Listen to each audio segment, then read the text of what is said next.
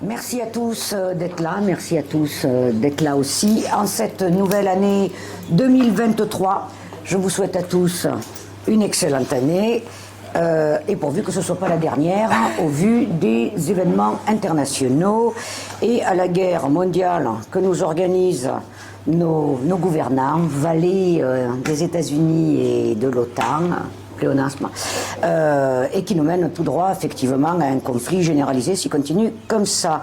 Et tout cela en détruisant sans équivoque et sans souci tout notre système républicain de santé, d'éducation et de sécurité sociale. Voilà. En attendant, tant que nous pourrons, nous continuerons nos cafés. Je vais donc vous présenter tout d'abord les cafés officiels que nous continuerons à faire au Spoutnik. Et ensuite, je vais vous parler de deux événements exceptionnels qui vont avoir lieu durant le courant de ce mois et qui seront aussi visibles sur notre chaîne YouTube des cafés marxistes. Alors, ici au Spoutnik, le 11 février, ce sera une personne que beaucoup d'entre vous déjà connaissent, Victor Dedadj, qui est co-administrateur du site d'information alternative Le Grand Soir, et qui viendra nous parler de Cuba sous embargo. Son ouvrage, justement, Cuba sous embargo, et ce depuis 1962, les malheureux, vous pourrez retrouver cet ouvrage-là aux éditions Delga, où il a été édité en 2020. Le 18 mars, ce sera une enseignante retraitée, Jacqueline Grimaud, qui viendra nous parler de Robespierre. Nous discuterons un petit peu toutes les deux de ce personnage tant calomnié et qui est pourtant le seul et unique personnage de toute l'histoire politique à être encore et toujours appelé l'incorruptible. Et Jacqueline a écrit un ouvrage, toujours aux éditions Delga, et qui vient d'être édité en octobre 2022, qui s'appelle Robespierre à Paris, afin de remettre un petit peu les pendules à l'heure à ce sujet. Voilà, ça ce sont les cafés que nous ferons ici. En dehors de cela, il va y avoir deux événements exceptionnels, donc visibles sur notre chaîne YouTube. Ces deux événements, l'un aura lieu le 21 janvier. C'est un entretien filmé avec Bruno Guiguin, que sûrement plusieurs d'entre vous déjà connaissent, normalien, énarque, ancien haut fonctionnaire, professeur lui aussi de philosophie et chercheur en il en faut, Seigneur oui, en sciences politiques, sur son dernier livre intitulé Communisme, lui aussi paru aux éditions Delga en septembre 2022, et cet entretien sera diffusé, c'est pour ça que je l'annonce ici, sur la chaîne YouTube des cafés marxistes dès la semaine d'après, c'est-à-dire à la fin janvier. Donc on va en avoir plusieurs qui vont se succéder, mais j'insiste, hein, c'est tout à fait exceptionnel, ne vous imaginez pas qu'on va s'amuser à faire ça tout le temps. Le mardi, alors celui-là j'insiste, le mardi 31 janvier, ça c'est valable non seulement pour les personnes qui nous suivent sur YouTube, mais pour les personnes éventuellement présentes qui seraient intéressées, il y aura de nouveau une conférence de Victor Dedadj sur l'affaire Assange. Là aussi, ouvrage que vous pourrez trouver aux éditions Delga.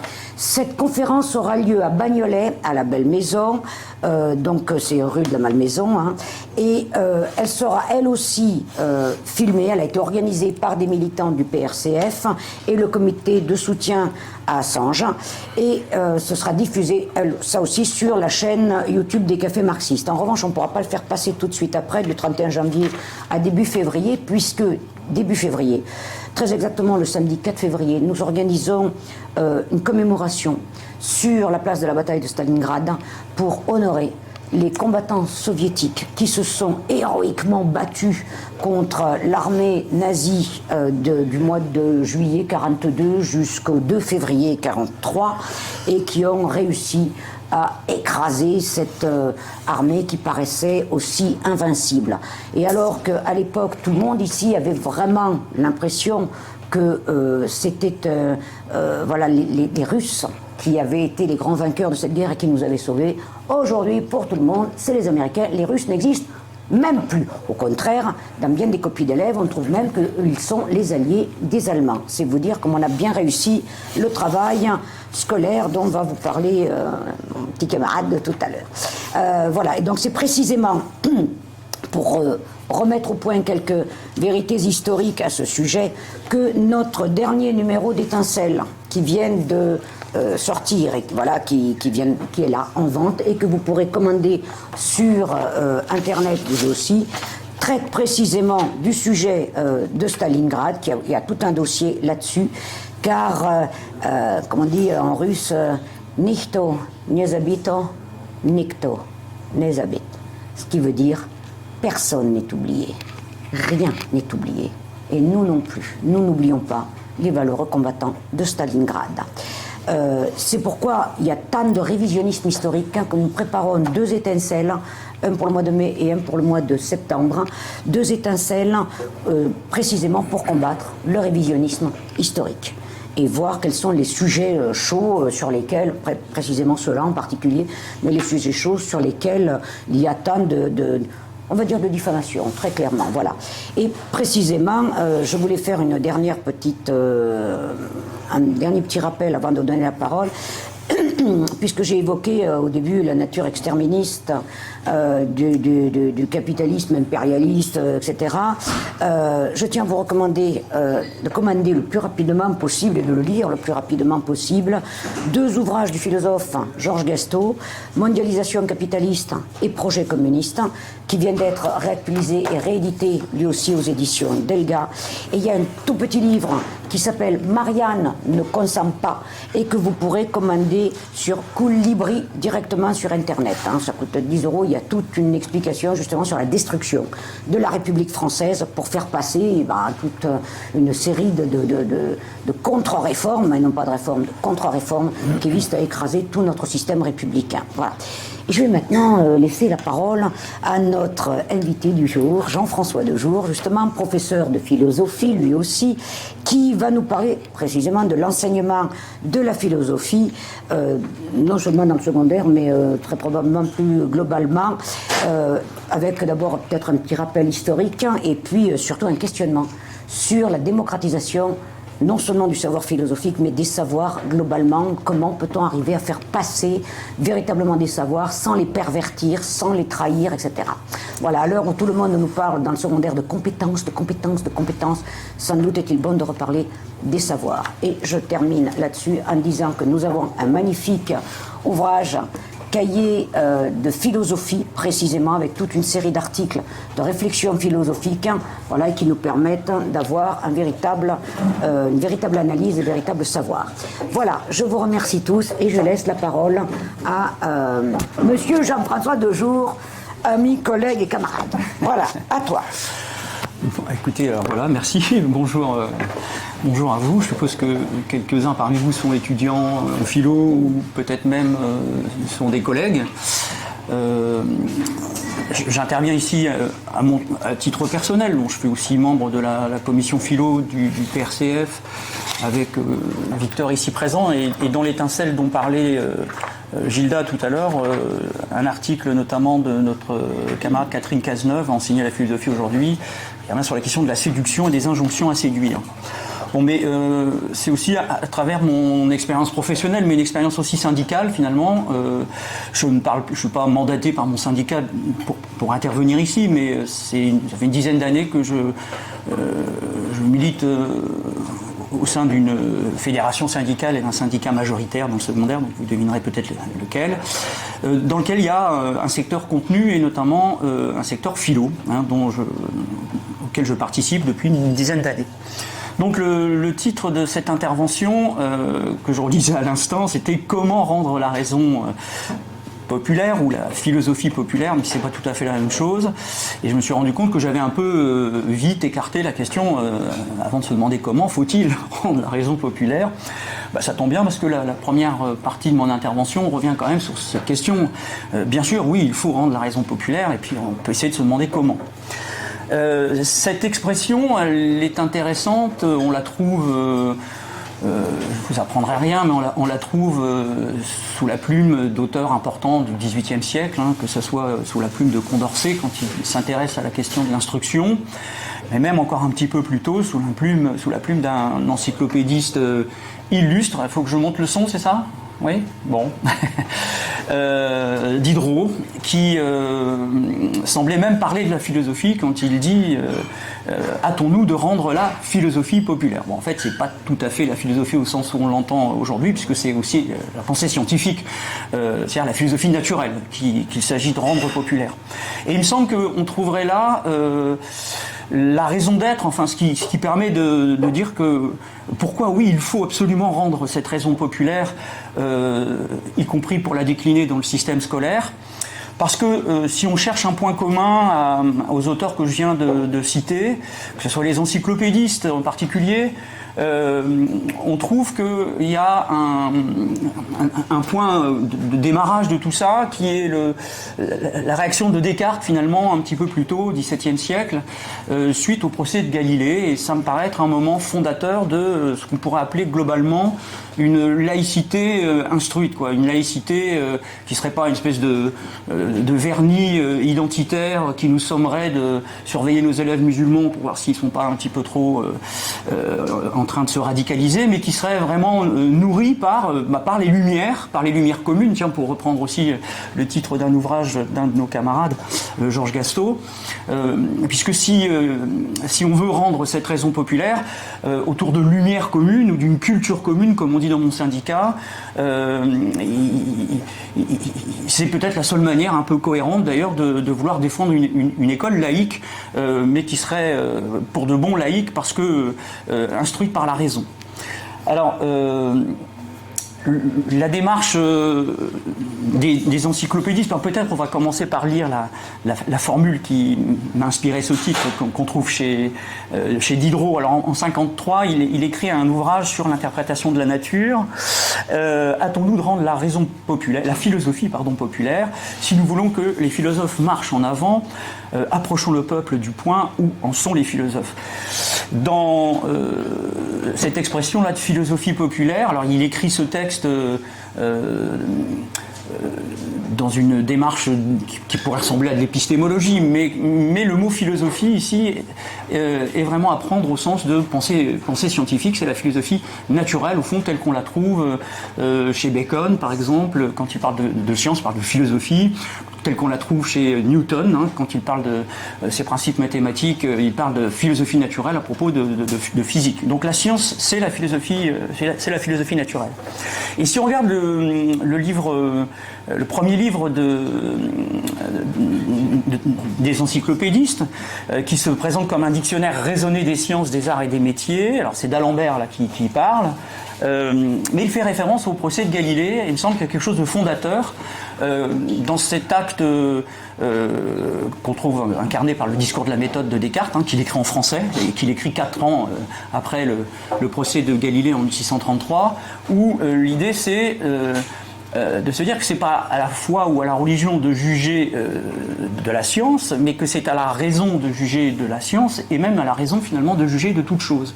Il me semble que c'est ça le cœur de ce qu'on pourrait appeler la laïcité. C'est le moment où on considère que c'est à la raison de juger de la légitimité de toute chose, et pas à la foi de primer sur quoi que ce soit, y compris bien sûr, ou plutôt a fortiori quand il s'agit des sciences. Et bien justement, donc ce texte des encyclopédistes fait référence à Galilée, et à ce procès. Je vous en lis un extrait, il est assez facilement consultable dès qu'on fait une toute petite recherche internet, donc j'ai pas grand mérite à vous l'exhumer, mais un tribunal condamna un célèbre astronome pour avoir soutenu le mouvement de la Terre et le déclara hérétique. C'est ainsi que l'abus de l'autorité spirituelle réunie à la temporelle forçait la raison au silence. Et peu s'en fallut qu'on ne défendît au genre humain de penser. Bien, donc voilà cette raison, s'il fallait en trouver une, faut-il rendre la raison populaire, c'est au nom de cet héritage rationaliste qui précède d'ailleurs le siècle des Lumières, puisqu'on trouve déjà une trace, plus qu'une trace d'ailleurs, des prémices importantes au XVIIe siècle. Je vais retirer une petite couche. Voilà, j'ai bien fait de ne pas mettre ça dans la poche. Voilà, je m'adapte à la température ambiante. Hop. Alors ça peut être dans la poche ou ça peut rester là. Voilà. Or, si on avance un petit peu dans ce raisonnement-là, on trouve chez un révolutionnaire, alors c'est un libéral, hein, mais pourrait-on dire l'application au système scolaire de ce qui va animer les encyclopédistes, qui est vraiment de rendre cette raison à l'œuvre dans la science le plus commune possible. Donc ce qui initie la démarche des encyclopédistes va se retrouver, va inspirer, me semble-t-il, hein, c'est la lecture en tout cas que j'en fais, la volonté formulée par Condorcet dans ses traités sur l'instruction publique, dans le premier traité, dans la conclusion d'ailleurs, dans son premier mémoire, avec encore une fois l'idée qu'il faudrait rendre non pas la philosophie cette fois-ci, mais la raison populaire. Et j'en parle d'autant plus avec plaisir que j'enseigne dans un lycée qui s'appelle Condorcet et que j'essaye aussi de temps en temps de transmettre ça à mes élèves.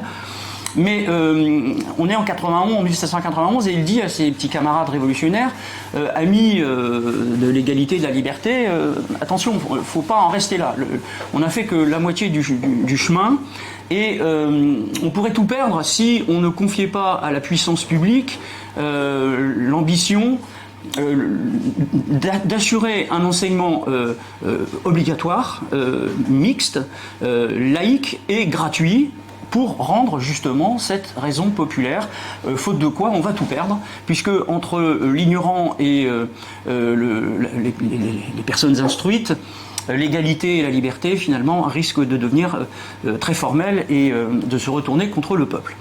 Bon, donc voilà, me semble-t-il, non seulement la raison d'être de rendre populaire la raison, puisque c'est un puissant moyen de s'émanciper de la tutelle de la religion, pensez à Descartes et à ce qui suit justement le procès de Galilée, mais aussi de s'émanciper, bien sûr, on est au XVIIe siècle, une émancipation politique, puisque le pouvoir politique est, à l'époque, évidemment, adossé à la religion et absolument pas porteur d'émancipation. Donc une émancipation spirituelle, enfin du pouvoir spirituel par rapport à la religion, et même une émancipation politique qui va se prolonger dans une certaine idée de ce que doit être l'école de la République et telle qu'elle va être pensée par Condorcet, et d'une certaine manière, mais on va voir malheureusement pas tout à fait comme on aurait pu l'espérer, réalisée 90 ans après par l'école de la Troisième République, même si on n'est pas tout à fait, on verra que c'est pas aussi universaliste qu'on aurait pu l'espérer. Alors, là encore, je vous fais un petit peu de lecture, hein, si vous voulez bien, ça, vous n'êtes pas venu pour rien, vous entendrez d'autres voix que la mienne. Après tout, c'est le parti que j'ai pris, quoi, d'essayer de vous faire profiter de mes lectures du moment. Bon, quand on prépare ce genre d'intervention et que on est par ailleurs un petit peu débordé, on essaye aussi de faire un état des lieux d'une recherche à un instant T, et puis de vous faire part des lectures qui sont celles que je fais régulièrement, que j'ai fait un peu plus fraîchement. Bon, donc, généreux amis de l'égalité, de la liberté, réunissez-vous pour obtenir de la puissance publique, hein, c'est Condorcet qui parle, une instruction qui rende la raison populaire, ou craignez de perdre bientôt tout le fruit de vos nobles efforts. Et puis il ajoute, n'imaginez pas que les lois les mieux combinées puissent faire un ignorant l'égal de l'homme habile et rendre libre celui qui est esclave des préjugés. Donc, au boulot, ces lumières que les encyclopédistes ont érigées en culture censée dépasser le cadre des élites, hein, je ne l'ai pas dit tout à l'heure, mais Descartes prend la décision d'écrire en français, c'est pas du tout un détail, parce qu'on écrit en latin, et écrire en français, en commençant par dire que le bon sens est la chose au monde la mieux partagée, donc la raison, précisément, cette faculté de juger, il a bien l'ambition de rendre populaire quelque chose. On pourrait dire que rendre la raison populaire, c'est le discours de la méthode. Alors certes, on peut reprocher à Descartes des tas de choses, mais au XVIIe siècle, c'est vraiment un penseur très progressiste. Bon, et alors la métaphysique en plus, mais finalement, il est en face de lui des théologiens qui rigolent pas, quoi. Donc il faut peut-être aussi être capable d'argumenter sur un pied d'égalité. Ce projet-là, donc, me semble-t-il, va justifier une finalité de l'école qui peut prétendre être républicaine. Enfin, moi, ça ne me dérange pas de dire que je suis l'héritier de Condorcet sous cet angle-là, où on va proposer un modèle qui, oui, défendra la laïcité, très bien, mais une laïcité avec la raison, je dirais, instruite par la raison, éclairée par la raison, et pas tout à fait ce que nous a vendu Blanquer dans les 5 années où il a exercé, où là on a presque envie de dire que c'est une laïcité qui tourne le dos à la raison, qui est devenue complètement identitaire et qui a été privée de son contenu historique. Alors, cette démocratisation de la raison, elle va elle-même, un petit peu comme des poupées russes, se construire historiquement à l'intérieur d'une démocratisation de l'école. Et donc c'est quand même aussi de ça que je vais parler un peu aujourd'hui. Je ne sais pas trop combien de temps on a, une demi-heure, 3/4 d'heure, c'est bon ? 1 heure, bon ben voilà, donc on a le temps. Donc cette démocratisation de la raison au sens où les encyclopédistes l'ont définie, donc de cette philosophie naturelle qui est plutôt la science, mais de cette philosophie aussi tout court, puisque ce sont essentiellement des savants et des philosophes. Elle va se concrétiser à l'intérieur d'une démocratisation qui est celle-là même de l'école. Et on va voir que quand on s'intéresse à la question de la démocratisation de l'enseignement de la philosophie, qui est quand même là pour le coup une préoccupation importante des luttes progressistes, et puis en tout cas dans mon syndicat c'est un des dénominateurs, enfin c'est notre ADN on va dire, on est obligé de penser cette démocratisation à l'intérieur d'une démocratisation plus générale qui est celle de l'école. Or cette démocratisation de l'école, on peut dire qu'elle a été pensée par Condorcet, puisqu'elle est obligatoire et gratuite, hein, donc il est en train vraiment de la penser. Elle est mixte, pas réservée aux garçons. Et évidemment, le projet va rester sur le papier jusqu'à ce que ça prenne corps. Et on a coutume de dire, et c'est pas faux, que la première fois que cette ambition pour l'école républicaine va se concrétiser, il faut attendre effectivement la fin du 19e siècle et la Troisième République. Donc voilà, Jules Ferry et compagnie. Et je vais me référer ici, donc je rends hommage à ceux qui ont un peu inspiré mon intervention, à un chercheur qui s'appelle Paul Devin, qui est président de l'Institut de recherche de la FSU. Alors voilà, comme là, vous voyez un petit peu plus quel est le syndicat au sein duquel je milite. Paul Devin qui nous a présenté d'ailleurs assez récemment cette réflexion, ce point d'histoire sur l'histoire de la démocratisation de l'enseignement, dans le cadre d'ailleurs des travaux qu'on peut faire au sein de la FSU, puisque c'est un institut de recherche où on réfléchit bien sûr sur l'histoire de l'enseignement. Et ce que dit tout de suite Paul Devin, alors il était par ailleurs inspecteur, il est maintenant retraité, et il était responsable d'un syndicat du corps d'inspection affilié à la FSU, hein, donc ça existe. D'abord, il nous fait remarquer qu'à propos de Jules Ferry, la démocratisation commence bien, mais ça commence mal. Enfin, ça commence par une démocratisation à 2 vitesses, dit-il. Avec la partie gratuite qui propose une forme de culture quand même très axée sur un retour, enfin en tout cas un retour rapide sur investissement dans la vie professionnelle, et puis une partie qui est beaucoup moins gratuite, en fait qui est payante, qui est destinée aux élites. Donc il y a déjà une démocratisation à 2 vitesses dans ce cadre-là. Alors si vous voulez bien, je vais vous lire un passage d'une intervention sur la culture commune, donc, dont l'auteur, je vous le disais tout à l'heure, est actuellement président de l'Institut de recherche de la FSU, Paul Devin. Le projet politique de Ferry, donc Jules, pas Luc, bien que Luc, on va en parler tout à l'heure aussi, cherchait à faire croire en sa capacité de construire une culture républicaine commune à tous les citoyens, mais en réalité, il organisera l'enseignement sur 2 cultures profondément séparées par le système des ordres scolaires. D'une part, l'enseignement secondaire payant, qui, du cours préparatoire à la terminale, préparait au baccalauréat au sein des lycées. D'autre part, l'enseignement primaire gratuit, qui préparait au certificat d'études primaires dans les écoles communales. Les contenus enseignés étaient fondamentalement différents. Le primaire visait l'acquisition de savoirs pratiques et instrumentaux.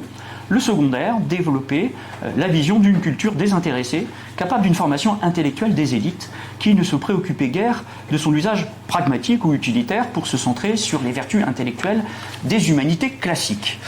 Voilà, donc une démocratisation, oui, mais à deux vitesses.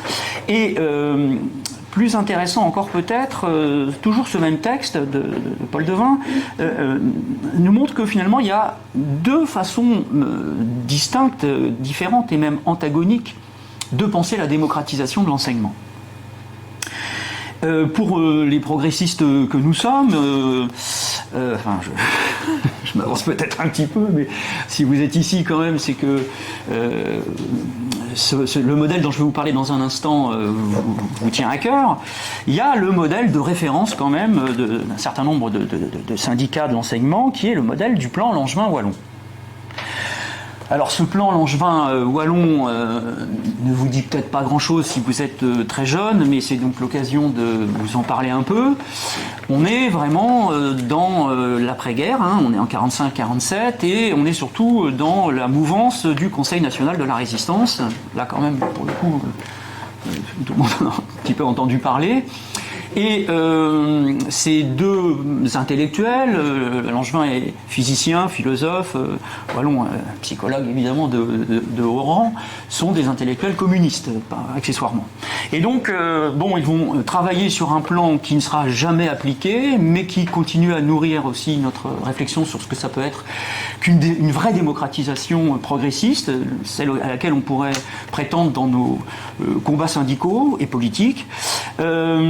Bien que le texte restera un texte, puisque les communistes vont dégager un à un du gouvernement d'après-guerre, ceci n'étant pas sans rapport, mais je parle sous l'autorité des historiens ici présents, avec le plan Marshall et ce genre de choses. Et puis le projet déjà d'une construction européenne décommunisée. En tout cas, donc ce plan restera un texte de référence, mais il ne sera jamais appliqué. Alors, là encore, je vais lire un passage, mais notez bien que la scolarité est obligatoire dans cette perspective jusqu'à 18 ans. Donc, si on veut que l'école permette de transmettre aux classes populaires ces lumières communes des encyclopédistes, pourrait-on dire, qui ressembleraient à ce qu'on pourrait appeler une culture commune émancipatrice, hein, pas du tout un portefeuille de compétences certifié par un label européen. C'est un peu ce qu'on nous vend maintenant quand on parle de socle commun de compétences. Nous, on est plutôt en train de proposer un contre-modèle qui serait donc pensé comme une culture commune, on pourrait presque dire des lumières communes, une culture raisonnée, à l'instar de ce que nous avaient proposé déjà les encyclopédistes du XVIIIe siècle. Et donc l'école est obligatoire jusqu'à 18 ans. Le nombre d'élèves par classe, là je le dis à ceux qui enseignent, ça fait rêver, ça pouvait pas être plus que 25. Voilà, hein, Victor, bon courage. Nous, c'est plutôt 35, donc démerdez-vous. Mais le collège unique, on pourrait dire, pas celui de la réforme Abi de 75, mais le projet d'un collège unique est déjà présent dans ce texte jusqu'à 15 ans, avec un enseignement disciplinaire de culture générale de haute exigence jusqu'à 15 ans, et seulement après, donc entre 15 et 18 ans, donc dans les années lycée, on commence à, tout en conservant une culture générale très importante, donc je ne sais pas si dans le détail la philosophie, quelle place avait la philosophie, mais en tout cas c'est absolument pas faut peut-être pas se gratter, hein. C'est absolument pas ce qu'on a choisi. Pensez aux lycées professionnels dans lesquels la philosophie est complètement évincée, et puis même les enseignements généraux sont plus que jamais menacés de disparition avec la réforme actuelle que nous a pondue la Macronie. Bon, donc c'est pas du tout ça, hein. Enfin, même si déjà cette tripartition entre une voie plutôt professionnelle, une voie plutôt technologique et une voie plutôt générale, on la trouve déjà dans le plan Langevin, mais avec ce dénominateur commun d'un haut niveau culturel dans toutes ces séries. Je précise que l'école est gratuite, mais ça, à la limite, on va dire, c'est quand même le minimum syndical, mais attendez, gratuite, on ne se contente pas de dire que les frais d'inscription sont gratuits. On va plus loin. C'est-à-dire que pour que ça soit vraiment gratuit et que ça puisse s'adresser à la population la plus modeste, il faut que les gens gagnent, enfin, il faut que les lycéens aient de l'argent. Donc c'est des bourses. Ça va même encore plus loin que les bourses. On envisage des salaires, ou plutôt des pré-salaires pour les 15-18 ans. Et pour les plus de 18 ans, salaire. Vous voyez, le problème des retraites, il est réglé. Là, on peut travailler jusqu'à 65 ans, puisqu'on commence à cotiser à l'âge de 15 ans. Enfin, on peut cotiser, ce que je viens de dire. On pourrait cotiser 45 ans si on est rémunéré à partir de 15 ans, pourquoi pas, ça fait 60 ans. Bon. Donc, c'est des choses, évidemment, qui doivent nous faire réfléchir, hein, parce que sinon, les frais d'inscription étant gratuits, vous voyez bien ce que ça donne. J'enseigne dans le bassin minier et mes élèves, après le bac, si possible, ils vont rester dans le bassin minier, quoi, parce que aller faire des études à Lille, c'est trop cher, c'est pas possible. Il faut se loger.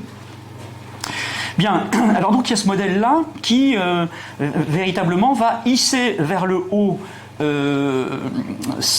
donc la démocratisation au sens où on relève le niveau général de tous, hein, et vous allez voir qu'il y a un autre modèle de démocratisation qu'on pourra appeler celui-là libéral, qui ne cherche pas à élever le niveau de cette culture générale, cherche simplement à élargir le vivier au sein duquel va s'opérer la sélection des élites. Donc en fait on démocratise, mais en fait c'est pipeau, on démocratise, on ne fait qu'élargir le stock d'élèves au sein duquel on opère une sélection en prétendant qu'il y a une égalité des chances du coup, mais finalement sans financer cette égalité des chances, ou en la finançant au lance-pierre dans un cadre très austéritaire qui fait que c'est sur le papier qu'il y a une égalité des chances. Alors ce modèle libéral qui est très sélectif, hein, pour ceux qui ont des enfants scolarisés au lycée, ou qui sont profs en lycée, c'est Parcoursup par exemple, hein, qui est quand même la grande nouveauté de cette réforme actuelle du lycée, puisque c'est par le biais de Parcoursup que la réforme du bac puis du lycée ont été pilotées. On pourrait s'imaginer que les réformes commencent par des réformes des programmes, où au fond on penserait le lycée, on pourrait presque dire que c'est ça les deux modèles de démocratisation de l'enseignement, ou bien vous considérez que le système scolaire, j'allais dire le système solaire, gravite autour d'un soleil qui serait les connaissances, et donc c'est autour de ce système de contenu disciplinaire qu'on va penser une réforme du lycée, puis des évaluations et puis une orientation, ou bien vous considérez que c'est plutôt une adéquation dans une logique d'offre et de demande à l'égard d'un marché, y compris même d'un marché de la formation, dans lesquels sont embarqués est embarqué l'enseignement supérieur depuis au moins une vingtaine d'années, et donc dans cette espèce de concurrence entre les systèmes éducatifs, en tout cas du supérieur, on voit bien que Parcoursup permet, il faut bien le dire, aux établissements supérieurs de choisir quand même leur public. Et à terme, et je pense qu'il ne faudra pas attendre longtemps pour voir se généraliser la chose, les frais d'inscription vont quand même, ça n'a pas vocation à rester entre guillemets gratuit, hein, puisque c'est déjà assez cher. La gratuité, souvent, c'est ce qu'il y a de, c'est une très curieuse gratuité dont on parle. Mais on peut parier, sans vouloir jouer les oiseaux de mauvais augure, mais on peut parier que après Parcoursup, l'étape suivante, c'est quand même la libéralisation des frais d'inscription, donc dans une espèce de grande concurrence entre les systèmes scolaires.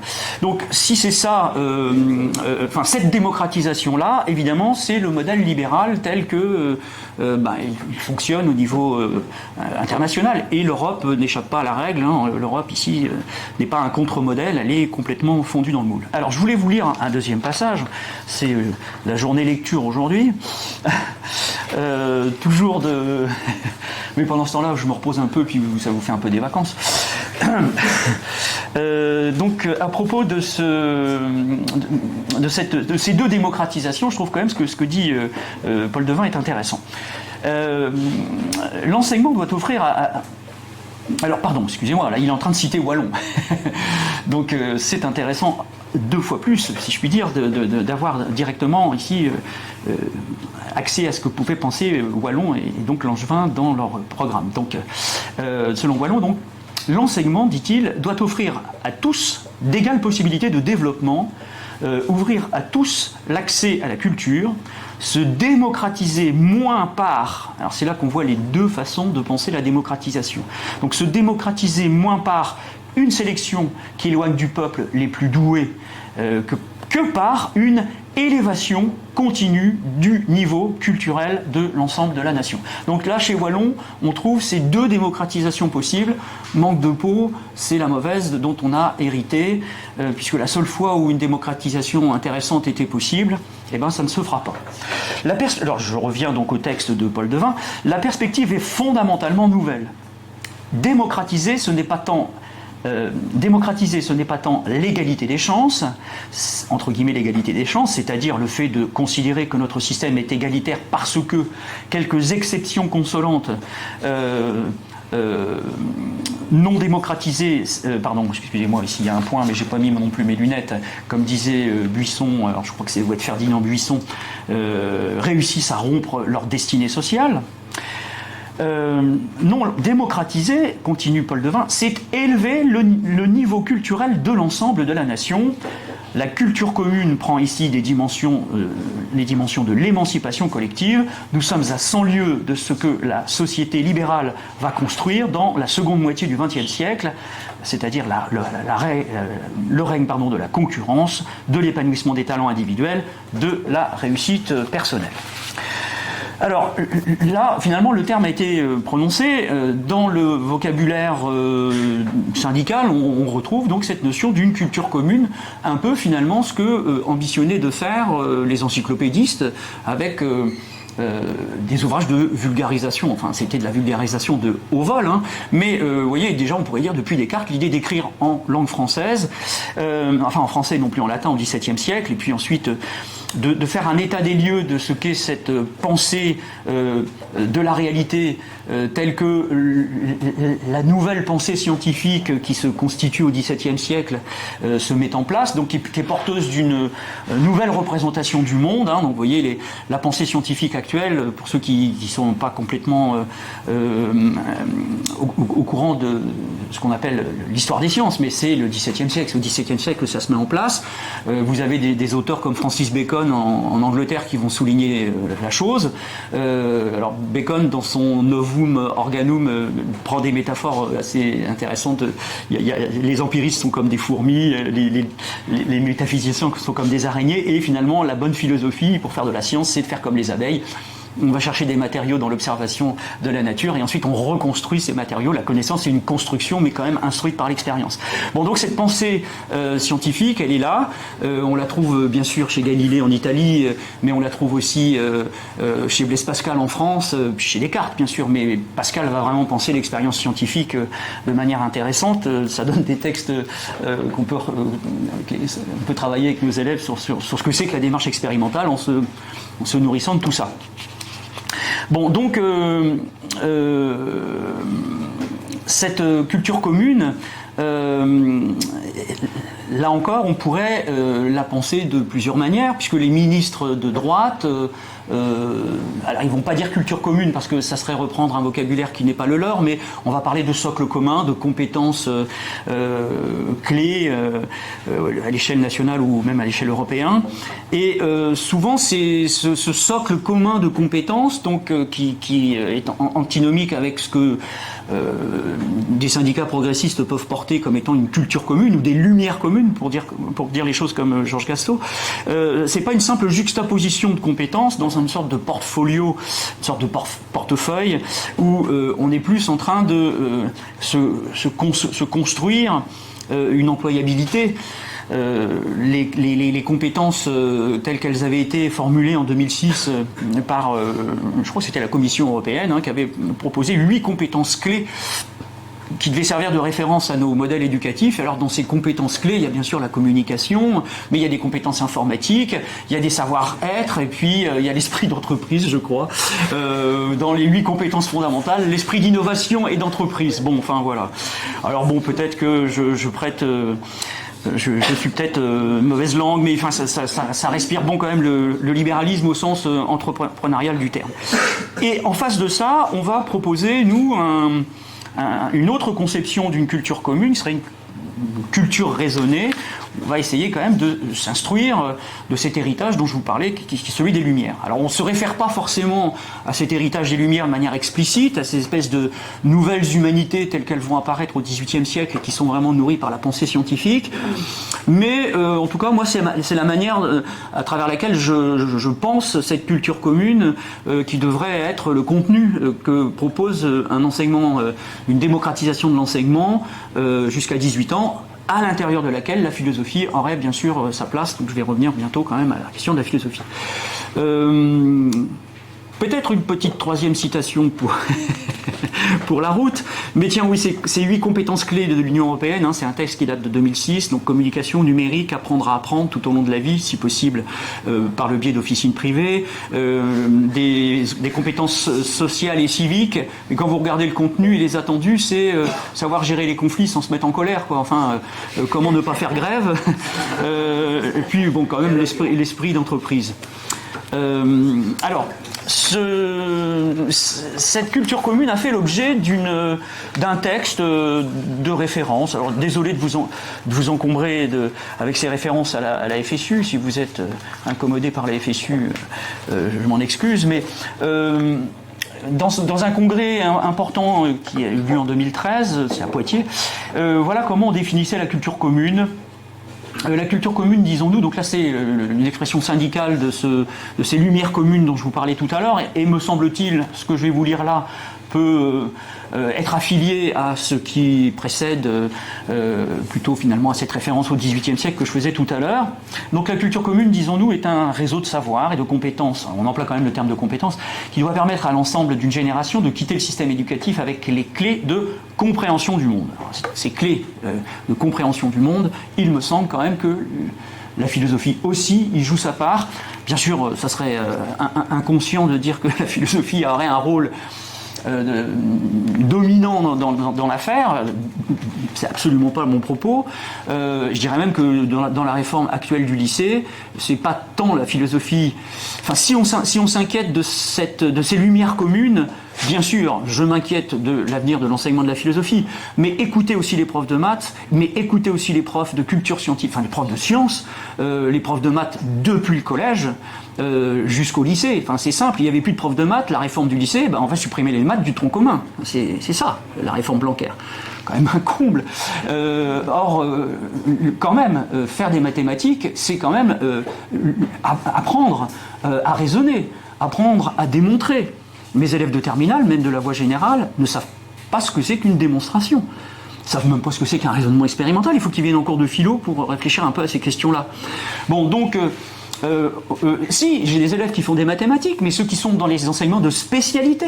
Mais la culture scientifique, elle a disparu. Il y a même des collègues qui nous disent, et finalement ils n'ont pas complètement tort, que la réforme actuelle, elle a fait la part belle aux humanités, mais version enseignement littéraire, puisque la philo est toujours là. Pour combien de temps on verra, hein. Mais il y a un appauvrissement des enseignements scientifiques, ce qui n'est pas une bonne nouvelle, parce que le cœur de ces lumières dont parle Diderot, c'est quand même ça. Et si l'enseignement se vide de son enseignement, enfin si l'enseignement se vide de cette culture scientifique, on peut s'inquiéter. En collège, c'est pareil, les profs de maths sont une denrée rare, le niveau s'écroule, c'est pas grave, on va demander aux profs de collège, aux profs du primaire, enfin aux professeurs des écoles, de venir faire du soutien. Et les collègues qui sont agrégés de mathématiques et qui enseignent les mathématiques au collège, ils font des bonds de 15 mètres en disant mais on est en train de considérer que n'importe qui, enfin, on va pas se fâcher avec les collègues de l'enseignement primaire, mais c'est entre un agrégé de mathématiques et un professeur des écoles, ils n'ont pas tout à fait le même niveau, quoi.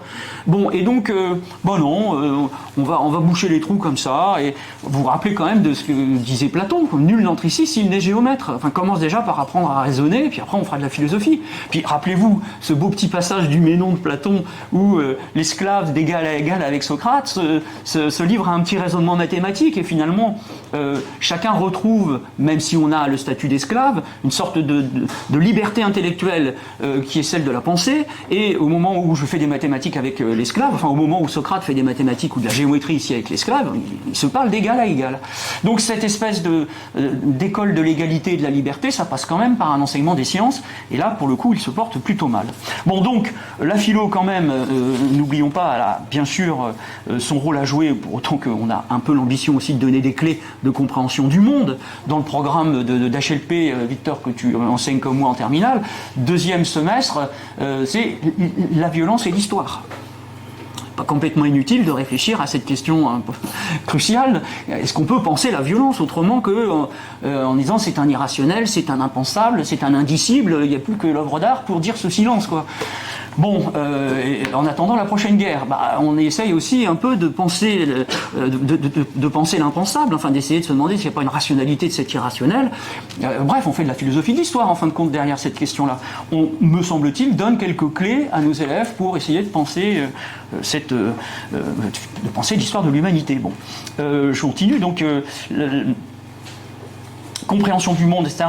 Alors, émancipation, citoyenneté, mettre en relation les savoirs, développer à l'esprit critique, et tout ça jusqu'à 18 ans, donc je vous fais la version courte.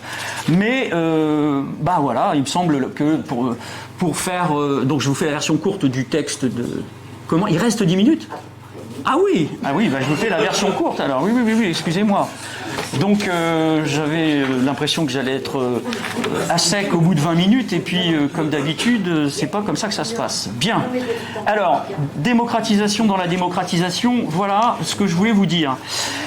Cette démocratisation de l'enseignement de la philo, elle va peut-être se faire de manière un peu subie par la profession. Donc là, j'en viens vraiment à l'enseignement de la philosophie. Et pour le coup, je dois un certain nombre de choses que je vais dire à des profs de philo qui sont aussi des chercheurs et qui gravitent beaucoup dans l'une des deux associations professionnelles. Alors pour être honnête, en fait il y en a trois, mais on va simplifier. Il y en a une historique qui date de 1945 et qui va s'appeler l'APEP en 45 ou 46, enfin dans ces eaux-là, qui est le nouveau nom de l'amicale des professeurs de philo qui existait quasiment depuis le début du XXe siècle. Donc qui existe toujours et qui joue un rôle important dans les débats qui traversent notre profession. Et fin des années 90, à un moment stratégique où il y a une guerre des programmes assez instructive, hein. On appelle ça la guerre des programmes, c'est vous dire, ou la querelle des programmes. Et cette querelle, vous allez voir, dont on n'est pas complètement sorti. Une association va voir le jour. Alors c'est vrai que elle s'appelle la CIREF. C'est une émanation des groupes de recherche sur l'enseignement de la philo créés par Derrida, je crois en 1975, qui va aboutir d'ailleurs à un rapport.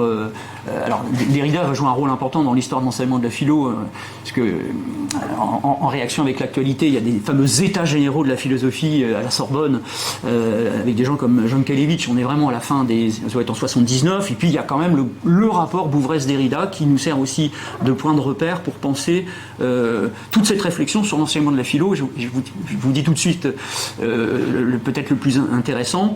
Dans ce débat sur la démocratisation de l'enseignement de la philo, il y a un indicateur absolu et qui m'a servi de boussole dans mon travail syndical, c'est dans quel état se trouve l'enseignement de la philosophie dans la voie technologique. Si la réponse c'est en crise, eh ben c'est que la démocratisation est en panne. Eh ben vous allez voir qu'elle est en crise. Mais que c'est pas d'aujourd'hui qu'on dit qu'elle est en crise. Le rapport Bouvresse-Derrida dont je vous parlais, qui date de 1989, disait déjà qu'elle était en crise depuis 20 ans. C'est-à-dire depuis que l'enseignement de la philo dans la voie technologique existe, puisque les premiers bacs technologiques qui font de la philo, c'est 69. Ça va se démocratiser dans les années 80 avec le gouvernement socialiste, où là, toutes les filières de la voie technologique vont avoir droit de la philo. Mais on dit donc que c'est en crise depuis 89. Et les recommandations qui avaient été faites en 89 par ce rapport, qui ont quand même été un petit peu appliquées dans une réforme qui date de 94, celle-là, c'était moment de passation c'était Jospin-Bayrou, je crois que c'était un transfert une alternance politique, mais en tout cas on avait obtenu un tout petit quelque chose, c'était les dédoublements d'une partie de l'horaire dans l'enseignement de la philosophie dans la voie technologique. Et ces dédoublements, les réformes Châtel et la réforme Blanquer les ont asséchés. C'est un dépérissement, non pas de l'État, mais du dédoublement.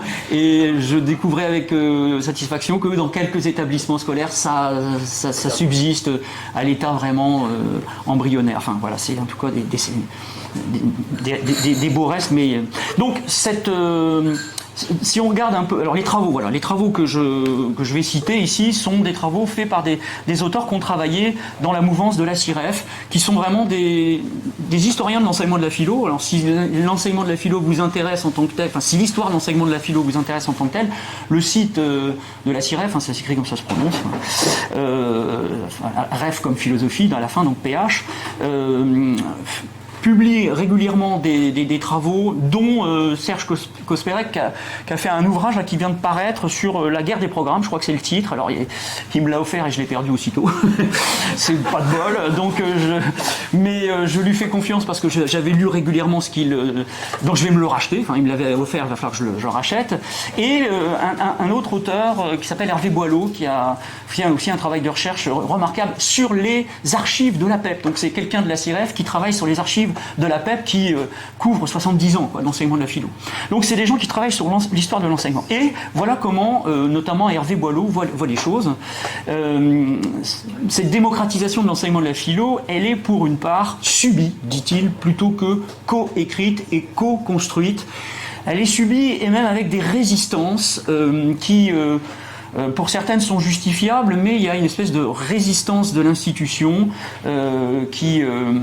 alors certes il y a des dilemmes de métier, mais il y a aussi une part de résistance qui est liée peut-être à une forme d'idéalisme des profs de philo. Enfin, on a un peu tendance, nous les profs de philo, à d'abord être des idéalistes, puisqu'on voit le monde à travers les idées qui sont celles qu'on élabore, et on a un peu tendance à inverser la relation entre la réalité et les idées. Donc ne soyez pas surpris de voir beaucoup de profs de philo qui ont une approche très idéaliste, et donc un républicanisme un peu idéaliste, en gros le républicanisme de Condorcet mais sans l'apport social de la lutte des classes, ça peut donner des positions un peu conservatrices qui ne vont pas être attentives au fait que dans les lycées professionnels, où là on n'enseigne même pas la philo, si j'ai le temps je vous dirai quand même en deux mots de cette petite expérience qui date de l'année dernière des ateliers de philosophie auxquels j'ai participé, mais c'est vraiment epsilon. Et si on ne prend pas en compte le fait qu'on a un public différent dans des classes différentes, parce qu'il y a des classes sociales, voyez-vous, eh bien on enseigne la même philosophie avec le même programme et les mêmes épreuves, que l'on soit élève d'une voie générale ou que l'on soit élève d'une voie technologique. Et c'est comme ça que ça se passe encore en 2023. Donc évidemment ça se passe mal. Les élèves ils me disent mais pourquoi vous nous faites souffrir? Pourquoi vous nous enseignez la dissertation? C'est pas fait pour nous, ça, la dissertation. Ben non, le rapport Bouvresse-Derrida disait déjà qu'il fallait peut-être aussi ajouter un mémoire qui pourrait donner lieu à une présentation orale d'un travail écrit, certes, mais un mémoire que l'élève aurait pu construire avec son prof pendant l'année. Mais sauf qu'on n'a pas les moyens de faire des choses comme ça. Si, on a des moyens pour le grand oral, mais là, pour le coup, cet oral-là aurait été bénéfique pour nos élèves de la voie technologique. Ben non, on continue à, finalement, les former à la dissertation. Je plaisante pas, donc on se gratte la tête, déjà avec nos élèves de la voie générale, mais bon. Donc, cette démocratisation, elle est subie d'abord parce qu'on va se prendre en 50 ans, entre 1950, enfin l'après-guerre, entre l'après-guerre et les années 2000, faut imaginer que la massification de l'enseignement s'est presque multipliée par 10. On était 600 profs de philo en 1950, enfin j'en faisais pas partie, mais on n'est pas 6000, mais on est plus de 5000. Voilà. Et donc, vous voyez, on a multiplié par 10, en fait, et les élèves, très probablement, c'est plus que 10 le ratio. Bon, donc cette massification, on l'a subie, ça c'est clair et net. Et dans un premier temps, la tentation, c'est de se crisper un petit peu, une sorte de citadelle assiégée que serait l'enseignement de la philo, et de vouloir défendre, au fond, un modèle tel qu'il était dans l'entre-deux-guerres, et puis, enfin, le bac c'était le bac philo, quoi. Enfin, le bac a longtemps été le bac philosophie, et on pourrait s'accrocher à ça. Or, il va falloir penser sauf à subir, il va falloir penser des pédagogies, des programmes peut-être et des épreuves, non pas pour faire une philosophie au rabais, mais pour prendre les élèves là où ils sont. Et là où ils sont, c'est manifestement pas quelque chose qui permette en quelques semaines, avec 2 heures par semaine, de les amener à la dissertation. Bon, il y a des collègues qui y arrivent. Moi, j'ai pas renoncé à les former à ça. Mais on a aussi des collègues qui disent à leurs élèves, ils l'avouent, ne faites pas la dissertation, c'est trop dur, faites l'explication de texte le jour du bac. Sauf que le jour du bac, il y a 3 sujets, et sur les 3 sujets, il y a 2 dissertations. Donc on est en train de leur dire, le jour du bac, vous aurez le choix entre un seul sujet et celui-là, quoi. Donc, bon, c'est pas acceptable. Alors il y a eu, dit Hervé Boileau, combien de minutes ? Ouais, bon, ça va. Il dit, il y a eu... Faire que j'ai une montre, ah bah oui, elle est là. Il y a eu quelques occasions manquées. Alors c'est très très intéressant tout ça. En fait, on voit que juste après 68, il y a un petit frémissement chez les profs de philo avec un inspecteur général qui s'appelle Cric à l'époque et qui va organiser une consultation des profs de philo, mais massive, ce qu'on appelle les journées de Sèvres. On est en 1970 et c'est inédit. C'est-à-dire que j'ai jamais vu depuis. À chaque fois qu'on rencontre l'inspection générale, on essaye de leur dire c'était une bonne idée quand même ce qu'ils avaient fait en 1970, mais rien à foutre. On va quand même pas rassembler tous les profs de philo, vous n'êtes jamais d'accord entre vous, alors on va pas s'emmerder à vous réunir. N'empêche que il y avait, enfin c'était certes dans la mouvance 68, mais il y avait une remise en question de la suprématie de la dissertation, on commençait à réfléchir sur l'interdisciplinarité, sur... Et tout ça va... alors, Cric, je crois, a des problèmes de santé. Enfin, il va même mourir quelques années, au début des années 70. Mais l'inspection générale est reprise en main par un certain Jacques Muglioni, qui tient le jury de l'agrégation, qui tient les programmes, qui est inspecteur général et doyen de l'inspection. Il va être là, je ne sais plus pendant combien de temps, mais il va monopoliser le paysage de l'enseignement de la philosophie en France. Et il va être à l'origine d'une certaine conception des programmes dont on est encore les héritiers. C'est en 73 le programme le programme de philo que Muglioni va valider est un programme de notions et il y a un débat chez les profs de philo qui évidemment tout le monde n'est pas forcément au fait de la question, mais il y a dans ce débat sur la démocratisation, il y a un débat sur les programmes et au nom d'une défense intransigeante de la liberté pédagogique et de la liberté philosophique de l'enseignant, une partie des profs de philo, une grande partie des profs de philo, s'accommodent fort bien d'un programme de notions, ce que défend Bec et Ongle, l'une des associations dont je vous parlais tout à l'heure, la PEP. Sauf que pour les milieux populaires, on voit bien quand même qu'on n'arrive pas avec un programme de notions, enfin le programme actuel, celui qui est sorti là, tel qu'il a été pondu par le Conseil supérieur des programmes là en 2020 je crois, ça bat tous les records puisque c'est un programme de notions par ordre alphabétique. Donc là, vous vous démerdez. On n'arrive pas à faire des sujets de bac blanc commun avec les collègues, puisque personne ne chemine dans le programme de la même manière. Donc maintenant, quand on fait des bacs blancs, si on est 3 profs, on a 9 sujets et on dit à nos élèves, vous avez tel ou tel menu selon les classes. Mais si vous voulez, c'est intellectuellement très, très, très satisfaisant pour un prof de philo qui a de bons élèves, parce que finalement, il y a 17 notions au programme et on va slalomer dans ce programme. On nous emmerde absolument pas, on fait ce qu'on veut, donc ça c'est bien. Mais au moment du bac, nos bons élèves s'en sortent bien. Parce que de toute façon, il y a une sanction qui est aussi liée à la maîtrise de la langue. Mais nos élèves un peu moins bons, et évidemment ils sont plus nombreux dans la voie technologique, ils s'en sortent très mal. Et là, ils nous disent, c'est quoi le rapport entre le sujet que j'ai eu au bac et le programme ? Il y a une inadéquation, et c'est l'effet, loterie nationale, il y a un petit côté loterie nationale au moment du bac, on ne va pas s'en cacher, à chaque fois qu'on corrige le bac, tous les ans d'ailleurs, on se dit, aïe aïe aïe, les sujets sont nuls, les élèves ne sont pas préparés à ce type de sujet, mais c'est comme ça chaque année en fin de compte. Et à chaque fois qu'il y a eu des rapports un peu stratégiques sur, regardez, dans la voie technologique, ça se passe très mal, on pointait ça en disant, mais est-ce que ça serait pas judicieux quand même que dans ce programme, en tout cas tel qu'il est destiné à la voie technologique, il y ait un peu moins d'indétermination. Alors l'autre association professionnelle avait porté pendant un certain temps, au nom de la démocratisation de l'enseignement, qui n'était pas, pense-t-elle, incompatible avec la liberté philosophique et pédagogique de l'enseignant, déterminer davantage les programmes en proposant à un moment donné des problèmes, des programmes de problèmes plutôt que des programmes de notions. Les notions, c'est l'art, la conscience, la vérité, la liberté. Enfin, voilà. Donc ça commence par art comme A, puis ça termine par vérité parce que c'est V. Voilà. Et c'est comme ça, hein, le programme c'est art, vérité, puis entre deux vous avez 15 notions. Ça c'est le CSP qui a sorti ça, le Conseil supérieur des programmes.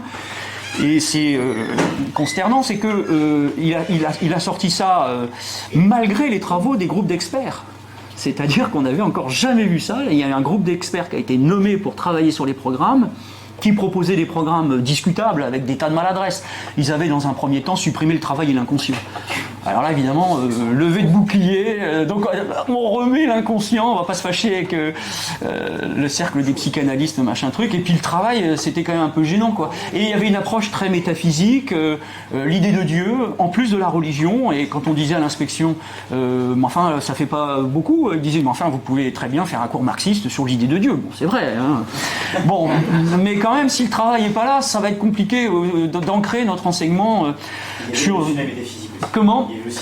Il y avait aussi la métaphysique. Mais de toute façon, tout ça est parti à la poubelle, puisque au moment où ils ont rendu leur copie, donc comprenez bien, un groupe d'experts nommé par le ministre, dans lequel piloté par le doyen de l'inspection générale de philosophie de l'époque. Et en face de lui, il y a la présidente, on ne va pas la nommer, hein, mais la présidente du Conseil supérieur des programmes, ex-inspectrice générale de philosophie, ex-doyenne de l'inspection générale de philosophie, donc deux doyens qui se retrouvent face à face et qui dit oui c'est bien mais non.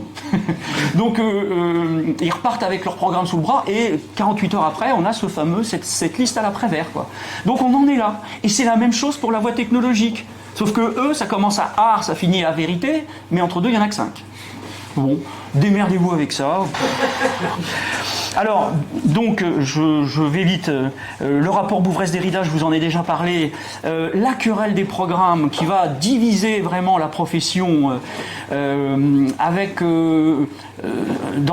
alors, ça commence à la fin des années 80, donc le rapport Bouvresse-Derrida, il date de 1989. Et pendant toute la décennie 90, on réfléchit au programme. Il y a 3 groupes de travaux d'experts, on appelle ça à l'époque des groupes de travail disciplinaire, des GTD. Il y en a 3 qui pensent des programmes et comme ça va pas, on en refait un. Et le dernier, c'est le fameux GTD Renault qui va proposer un programme qui va faire un scandale absolu. La profession va monter au créneau. Alors il y avait Renault, il avait évidemment pas tout pour lui, hein. C'est un copain de Luc Ferry et bon, on avait un vif sentiment quand même d'une dérive idéologique du programme et voilà pourquoi il s'est fait tacler.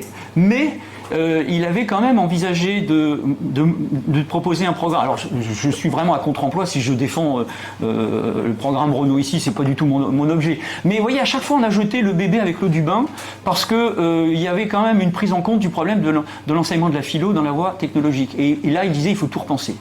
Oui, il avait raison, mais comme il a braqué toute la profession contre lui, boum, il dégage et retour d'un programme et c'est Fichang qui va s'en occuper et on retourne à la philosophie des programmes depuis 1973, c'est-à-dire des programmes de notions.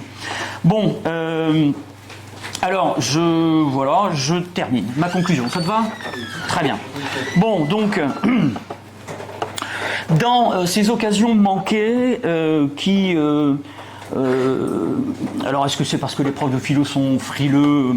Bon, je vous dis, il y a une approche un peu idéaliste du métier, donc l'idéalisme nous éloigne quand même toujours de la prise en compte de la dimension sociale de notre public.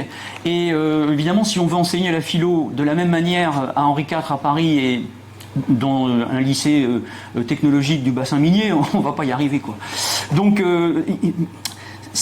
voilà, il y a peut-être un aveuglement idéologique, mais il y avait aussi quand même, je tiens à le dire, ce qu'on appelle un dilemme de métier qui continue de fonctionner. Donc ceux qui sont aujourd'hui en passe de devenir profs de philo ou qu'ils sont fraîchement, ce dilemme continue à nous travailler, c'est-à-dire une vraie contradiction entre une exigence de démocratisation de l'enseignement de la philosophie qui anime quand même bon nombre d'entre nous, a fortiori dans les milieux, on va dire, progressiste, qui supposerait un contrat plus clair entre les élèves et ce qu'on attendait au bac, donc des programmes un peu moins flous et un peu moins indéterminés. Donc ça, c'est un engagement de démocratisation, une nécessité de démocratisation, ce qui fait qu'en plus, vous n'êtes pas crédible auprès de vos élèves quand ils savent que c'est la loterie nationale. Ils sont en droit de dire « cause toujours, de toute façon, quoi que je fasse, j'aurai une note qui va tomber du ciel, on va pas comprendre ce qui nous arrive ».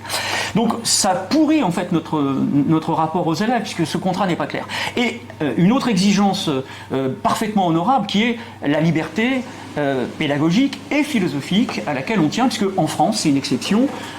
En Europe, on enseigne la philosophie avant l'enseignement supérieur, et on a l'ambition de non pas d'enseigner l'histoire des idées comme en Italie, mais d'enseigner philosophiquement la philosophie. Et donc cette exigence-là est légitime.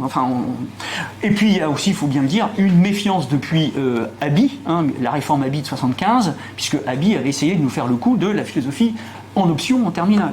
Alors certes, il a rendu obligatoire en première pour la rendre optionnelle en terminale, mais on est un peu parano depuis, et à juste titre.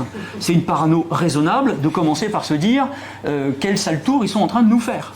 Bon, et donc, en fait, il faut commencer par se dire ça, parce que si on n'a pas vu le sale tour, c'est qu'on n'a pas suffisamment regardé.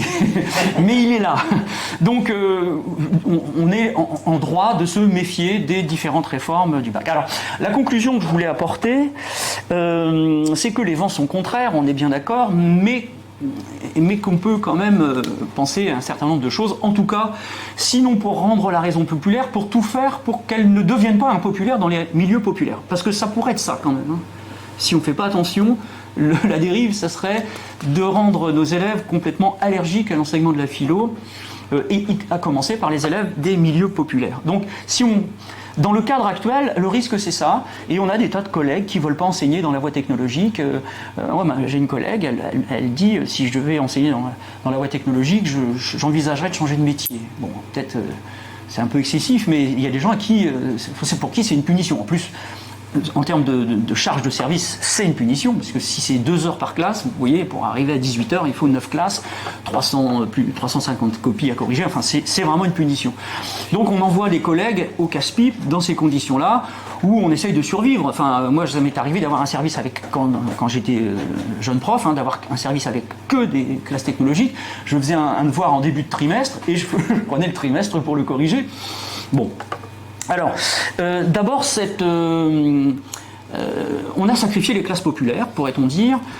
Si on considère que le bac, c'est un petit 80% d'une classe d'âge, il y a déjà 20% des élèves qui ne sont pas concernés par la philo, et il y a surtout un gros 20%, un petit 25% des élèves qui sont en voie pro. Et là, la voie pro, elle est complètement étrangère à l'enseignement de la philo, ce qui n'est pas logique. Et donc, dans les mandats syndicaux, alors c'est pas explicite au SNES, mais on soutient quand même l'idée qu'il faut enseigner la philo dans les lycées professionnels. Bon, avec la petite difficulté, c'est que ça peut pas être des profs certifiés ou agrégés, il faut que ce soit des profs de LP avec la bivalence qui va avec, donc c'est compliqué à mettre en place. Mais au sein de la FSU, il y a un syndicat au sein de la FSU qui syndique dans ce champ des lycées professionnels, qui a dans ses mandats de congrès l'enseignement de la philosophie. Bon, pour l'instant, alors le front de la démocratisation, ça a été ça à un moment donné. Ça a été, il faut étendre l'enseignement de la philo, si on veut la rendre populaire, au lycée pro. Malheureusement, aujourd'hui, le front de la démocratisation de l'enseignement, il a reculé, il n'est plus là. Puisque le lycée professionnel est en train d'exploser pour accoucher d'une forme où c'est l'apprentissage et finalement plutôt les petits patrons locaux qui vont se charger de la formation des élèves. Donc c'est un adéquationnisme insupportable, c'est un régionalisme où finalement un élève ne peut pas choisir sa formation, ça dépend de la demande professionnelle de la région où il reçoit son enseignement. Donc tout ça se fait à bas bruit, on entend à peine parler les profs des lycées professionnels, mais le 17 là, de la semaine prochaine, vous avez compris qu'il y avait une grève importante le 19, mais le 17, il y a aussi une grève importante qui concerne l'éducation. et qui concerne tout particulièrement le lycée professionnel qui est en train de se faire déplumer. Donc les enseignements généraux, on tourne le dos à Langevin Wallon, ils sont en train de devenir de plus en plus chétifs, et l'enseignement de la philo, je vous parle même pas de l'expérience, enfin c'est plus une expérience, mais je vous en parle pas, bon. Parce que c'est tellement anecdotique, hein. Il y a 50 lycées l'année dernière, sur les 2200 qui ont proposé un atelier philo. J'en faisais partie. Ça fait, allez, 2%. Et je m'adressais à 8 élèves. Donc, enfin, bon, c'est de la poudre aux yeux. Donc, en fait, on s'adresse... si on met bout à bout les élèves qui reçoivent un enseignement de philo, il y en a 6 sur 10, quoi, hein. Si on enlève ceux de la voie professionnelle... Même pas, je dis une bêtise, c'est un gros 50%. C'est un gros 50%, puisque on considère que l'enseignement dans la voie générale... c'est 4 élèves sur 10, puis enfin bref, on arrive à 55% d'élèves qui ont de la philo, si on additionne la voie générale et la voie technologie. Bon, je passe sur... alors, pour vraiment terminer, deux choses. J'ai le droit à 2 choses. Bon, il me semble que... on a aujourd'hui des gens de droite qui défendent l'école de la République, hein, ça fait partie des éléments de langage, en mettant très très en avant la laïcité. Enfin, une certaine conception de la laïcité. Et je trouve qu'il y a là une espèce de hold-up sur cet esprit dont je vous parlais tout à l'heure, qui, me semble-t-il, devrait nourrir la laïcité, c'est-à-dire une laïcité non pas sans la raison, mais une laïcité éclairée par la raison. Enfin, pour moi, le fondateur de la laïcité, c'est le discours de la méthode. Enfin, c'est Descartes, quand il répond au juge de Galilée que ce n'est pas à la religion de juger de la science, que c'est à la raison de juger de la science, et peut-être même à la raison de juger de toute chose, y compris de ce qui relève du divin. Bon, donc ça a de la gueule quand même. Enfin, c'est la raison qui a le dernier mot. C'est ça, me semble-t-il, le fondement de la laïcité. Bon, or, comment se porte l'enseignement de cette rationalité à l'œuvre dans la pensée scientifique? Mal. Les mathématiques, les enseignements scientifiques dont je vous parlais tout à l'heure, ça se passe mal. Et le prof de philo se retrouve non seulement à être tout seul à enseigner la dissertation, souvent, mais il est aussi quelquefois tout seul à enseigner une rationalité scientifique à laquelle les élèves n'ont même plus accès. Bon, donc, si on tourne le dos à ce cordon ombilical qui nous relie aux Lumières pour penser la laïcité, la laïcité devient une espèce de coquille vide, ou plutôt une arme de guerre de la droite, hein, parce que vous voyez bien comment, petit à petit, cette valeur libérale au départ, enfin, si on s'en tient à la loi de 1905, hein, la laïcité, c'est la séparation des églises et de l'État, et c'est un devoir de neutralité pour l'État, mais absolument pas pour la société civile, c'est-à-dire vous vous habillez comme vous voulez, parce que vous n'êtes pas fonctionnaire de l'État. Mais l'État a un devoir de neutralité stricte.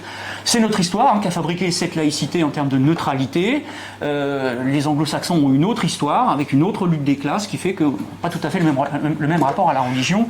Ils n'avaient pas non plus la version catholique en face d'eux. Ils avaient quand même une église réformée très conciliable avec le capitalisme naissant, puisque c'était le calvinisme. Donc c'est pas tout à fait la même histoire. Et bon, vous voyez comment Blanquer a instrumentaliser la laïcité en forgeant cette espèce de carré régalien dont on est toujours les héritiers, avec 1000 référents laïcité. Voilà, des escadrilles qui viennent dans les lycées. Alors bon, il se trouve qu'il y a pas mal de profs de philo, de profs d'histoire qui sont des gens qu'on connaît bien, et ils sont pas aux ordres, hein, c'est moins qu'on puisse dire. Mais espèce de, avec ce discours qu'avait tenu Blanquer quand il avait rencontré ses formateurs, et où il avait dit les valeurs de la République, on les enseigne ou on quitte l'enseignement. Bon. Or, les valeurs de la République, c'est Blanquer qui est en train... Enfin, c'est la raison. Et si on prive... Enfin, la laïcité moins la raison, et donc moins la liberté et l'égalité, c'est une arme de guerre très réactionnaire qui devient une laïcité identitaire, pour parler comme Jean Bobéro, qui utilise cette laïcité-là comme une arme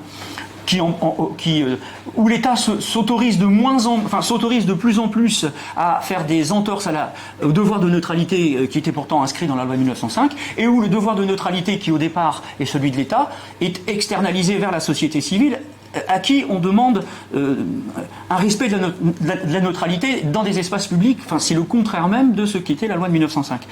Fermons la parenthèse. Et bon, syndicalement, donc là c'est vraiment le dernier point du coup. Il faut sauver l'enseignement de la philo dans la voie technologique, c'est notre combat, là, il faut commencer par ça, enfin, il faut vraiment revenir à ça. Je le dis aux jeunes profs syndicalistes qui vont me succéder, il faut vraiment reprendre ce flambeau. Pour information, là, le SNES, allez, lâchons des noms, et à l'initiative du groupe philo du SNES, alors j'en parle escalité, depuis 2015, tous les ans, autour du 15 janvier, on envoie un courrier au ministre pour lui demander de rétablir des dédoublements dans l'enseignement de la philo, de la voie technologique, c'est-à-dire qu'on nous donne des conditions qui permettent vraiment d'enseigner, quoi. On a mis ça en place le 15 janvier, puisqu'il se trouve qu'en 2015, on avait obtenu une petite note ministérielle qui débloquait un tout petit peu la situation. Donc on continue, ce combat continue. Et là, on va envoyer une lettre au ministre qui est signée par les 3 associations professionnelles et qui est signée par, à ma connaissance, là on en est à 5 organisations syndicales, et il y en aura d'autres, dont FO, Solidaire, la CGT, voilà, j'ai oublié le SNALC, et bien sûr le SNES qui est à l'initiative de ce courrier. Et puis comme on disait au moment de la charte d'Amiens en 1906, finalement on a une double besogne, quoi, ça reste pertinent, enfin ce que ce texte de 1906, fondateur de la CGT, enfin il faut à la fois donc nous syndicalistes de lutte, et c'est vraiment la toute dernière la toute dernière partie de mon intervention, ils avaient déjà dit qu'il fallait à la fois tenir les revendications sur les moyens, c'est-à-dire nos conditions de travail, les salaires, le nombre d'élèves par classe. C'est évidemment un combat syndical qu'il ne faut absolument pas perdre de vue. Ça, c'est tactique, mais stratégiquement, il faut continuer à œuvrer par le biais syndical à une transformation de la société, même si transformer la société pour transformer l'éducation, ou transformer l'éducation pour transformer la société, c'est une relation interactive. La République a fait l'école, l'école peut bien faire la République sociale, quoi. Voilà. Merci.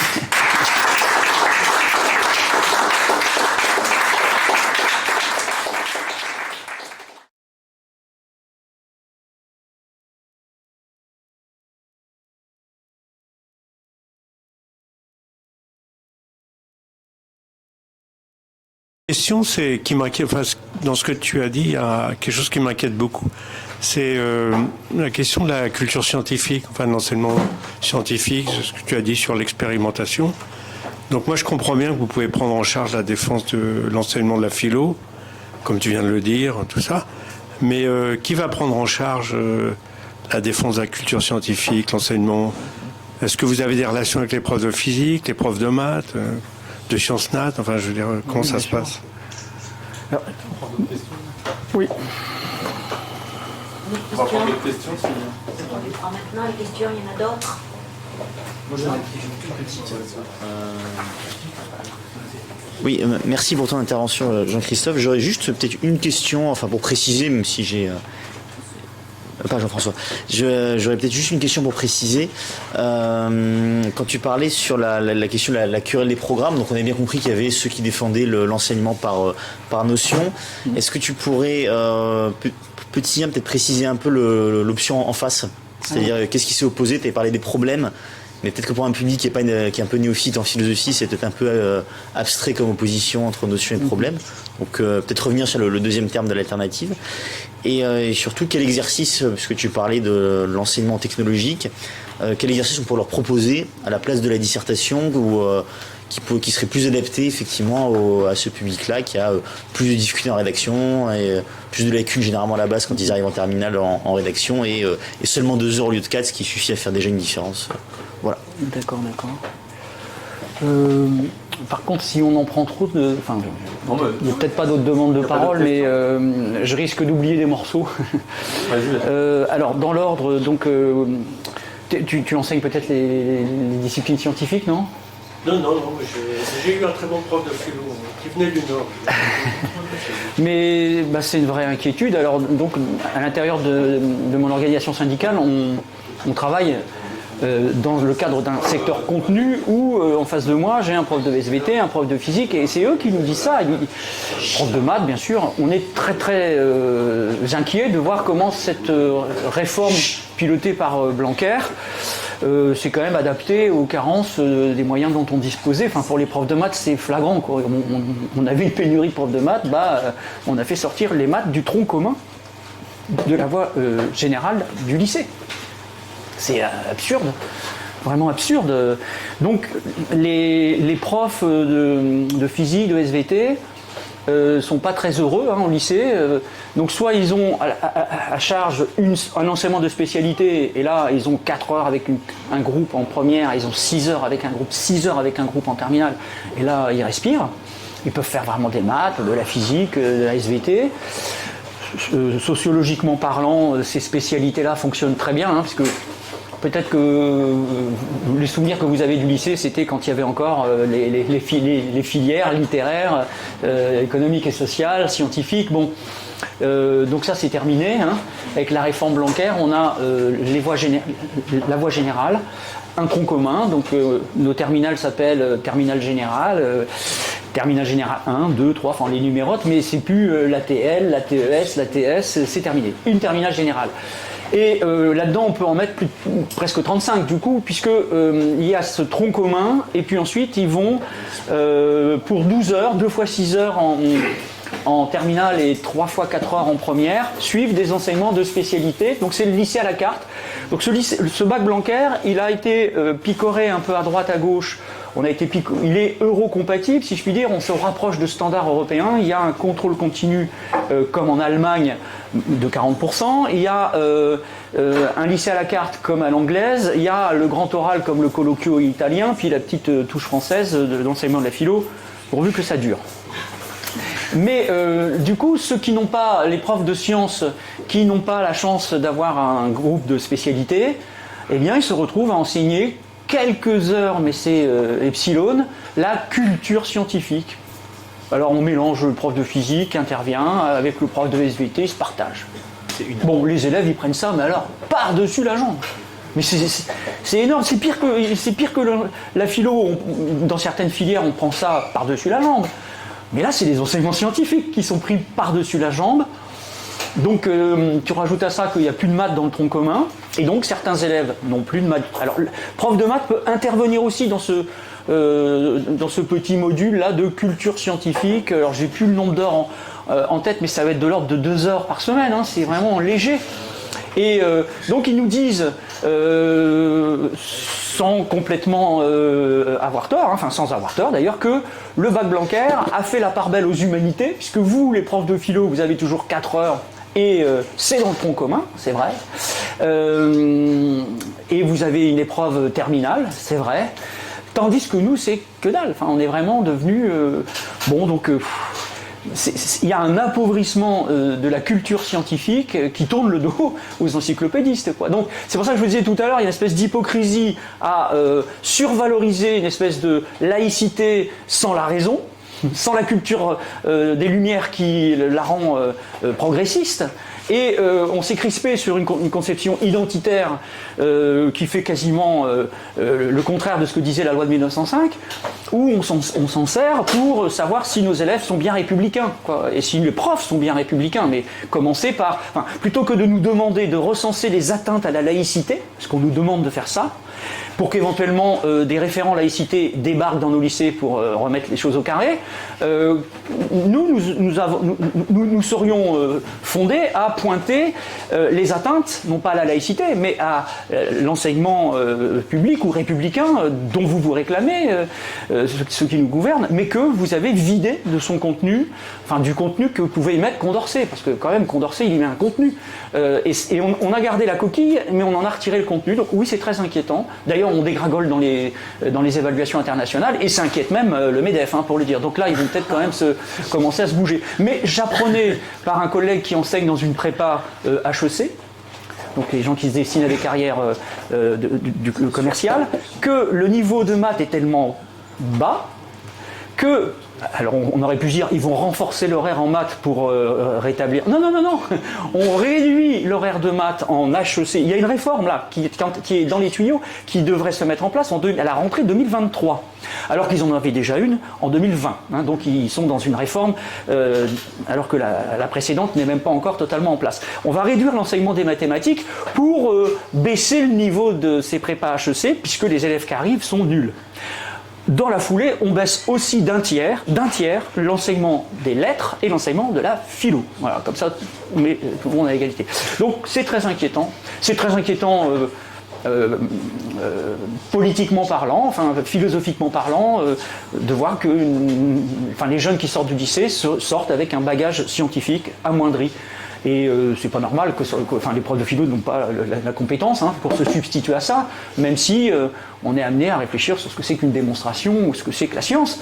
Enfin, c'est qu'ils fassent des sciences plutôt que d'avoir un cours de philo sur ce que c'est que la science.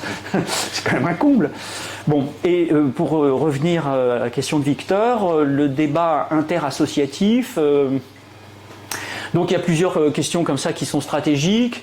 La question de la pédagogie, par exemple, est centrale entre ceux qui considèrent que la philosophie est elle-même sa propre pédagogie. Donc voilà, un prof de philo doit être formé à la philosophie, puis après il fera de la philosophie devant ses élèves et la vérité sera indexe d'elle-même et les élèves seront en extase devant l'exposé. Enfin, évidemment, ça marche pas dans une classe technologique où voilà, il suffit pas de parler pour que nos élèves nous écoutent. Et donc on est obligé de se démerder à trouver des ressorts pédagogiques. Et il se trouve que l'autre association considère au contraire qu'un prof de philo est un prof comme les autres, qui doit donc lui aussi se soucier des questions pédagogiques. Bon, alors il y a comme ça quelques marqueurs importants. Les programmes. Donc programme de notions, c'est facile parce que c'est ce qu'on a. Les autres proposent plutôt des programmes.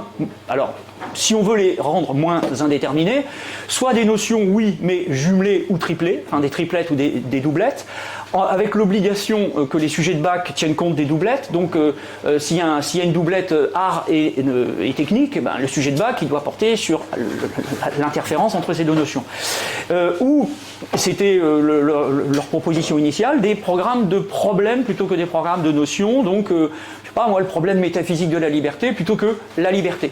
Parce que la liberté, on ne sait pas si on va nous amener à réfléchir sur la liberté, le libre arbitre face au déterminisme de la nature ou la liberté dans le cadre d'une société régie par des lois. C'est pas les mêmes débats. Donc nos élèves ont fait un cours sur la liberté, mais ils auront peut-être un sujet de philosophie politique. Donc là, ils proposaient plutôt de faire une liste de problèmes, puis d'ajouter aussi dans l'exercice des questions de vocabulaire, par exemple, tu vois, des choses comme ça. Bon, principalement, on pourrait dire que c'est ça quand même. Alors, du coup, cette autre association de profs de philo est très active, notamment sur les réseaux sociaux. Alors, je crois qu'ils doivent avoir un groupe qui n'est pas étiqueté comme tel à CIREF, mais enfin qui est quand même piloté par des cadres de la CIREF. Enseigner la philo, un truc comme ça sur Facebook, où il y a, paraît-il, 3000 profs de philo qui sont connectés, c'est-à-dire 60%. Où là, on parle pédagogie. Avec quelquefois des appels au secours, je dois faire un cours demain sur tel truc, est-ce que quelqu'un peut me dépanner parce que je suis un petit peu à sec. Bon, mais tiens, j'ai testé ça avec mes élèves, qu'est-ce que vous en pensez? Parce qu'on est tous en train de tester des tas de trucs en fin de compte. Bon, donc parmi les exercices intéressants, c'est la conférence des philosophes, par exemple, que propose, qui a été beaucoup expérimentée et qu'on essaye d'externaliser dans les ateliers philo qu'on fait dans les lycées professionnels. C'est essentiellement de l'oral, ça. Alors c'est en fait une vraie conférence des philosophes. Si c'est bien fait, c'est lire, parler, écrire. En fait, c'est les trois. Parce que s'il n'y a pas les trois ensemble, l'oral pourrait être une solution de facilité pédagogique. En disant ils ne savent pas écrire, bon, vous ne saurez toujours pas écrire à la fin du cours. Il faut qu'il y ait de l'oral, mais il faut qu'il y ait un oral instruit par une lecture et qui aboutisse à un écrit. Là, l'oral est pertinent, mais ça apprend aussi à nos élèves une maîtrise intellectuelle de tous les exercices, quoi.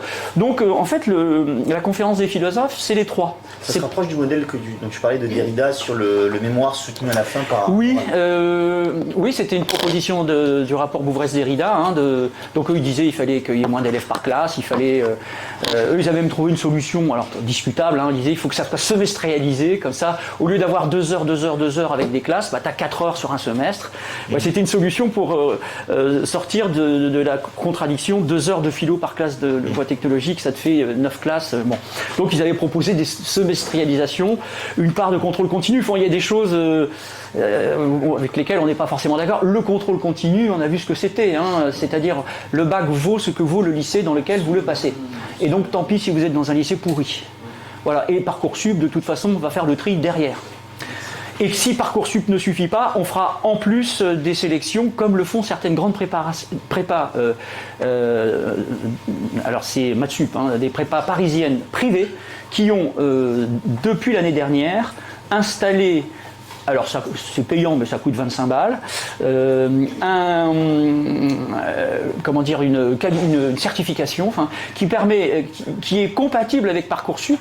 Donc vous voyez, on est en train de dire, comme le bac ne vaut plus rien, même Parcoursup, même les évaluations de spécialité qui arrivent en mars à cause de Parcoursup, voilà pourquoi on a un calendrier de bac complètement aberrant, ben même ça c'est pas crédible parce que on note quand même avec une extrême bienveillance ces copies de spé qui nous tombent dessus en plein mois de mars, qu'on doit corriger tout en faisant cours, hein, vous voyez un petit peu dans quelles conditions on corrige le bac.